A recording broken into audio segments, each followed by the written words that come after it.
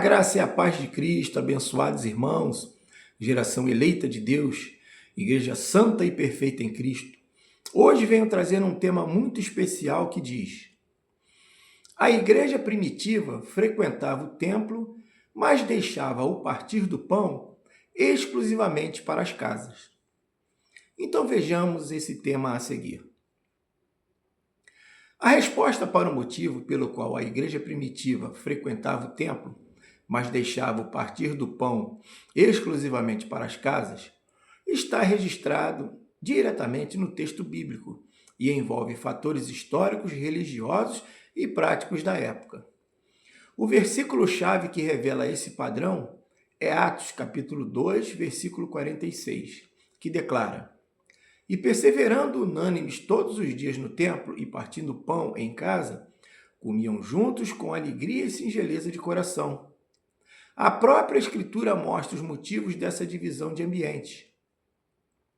O Templo de Jerusalém era uma instituição pública judaica, regida pelas leis do Antigo Testamento e administrada pelas autoridades religiosas, como os sacerdotes e o Sinédrio.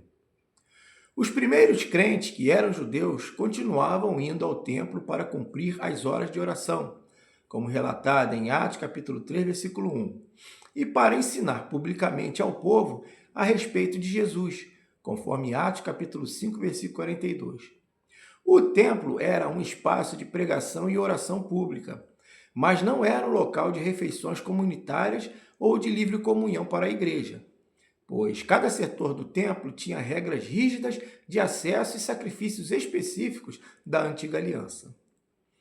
Por outro lado, como o partir do pão envolvia uma refeição real, diária, de comunhão e de lembrança da aliança feita por Jesus, o ambiente do templo não comportava essa prática. A ceia dos primeiros cristãos ocorria à mesa, onde as pessoas sentavam para comer juntas como família, algo para o qual o templo judaico não era estruturado. Além disso, a casa garantia o ambiente de intimidade e a liberdade necessárias para que os discípulos compartilhassem os alimentos e a palavra sem a interferência ou a hostilidade das autoridades do templo.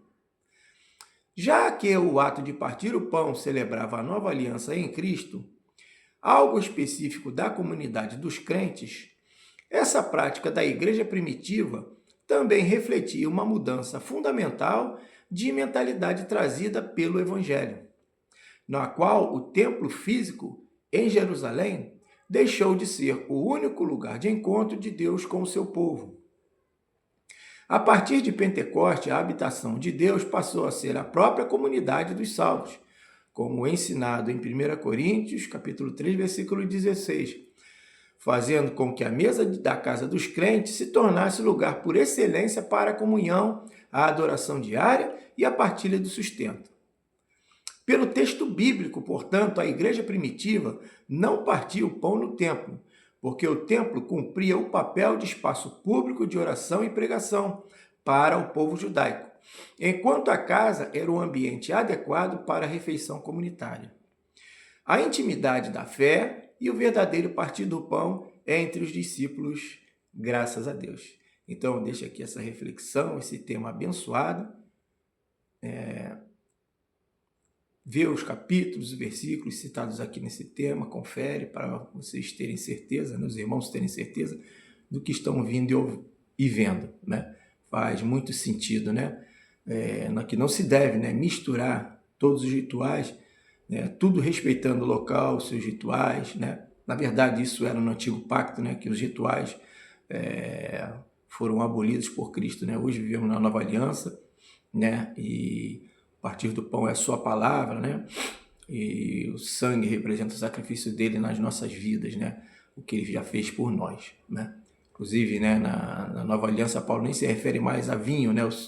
Que representa o sangue, só fala sobre partir o pão da palavra, né? Que Jesus é o pão vivo, né? E esse vivo é a palavra dele.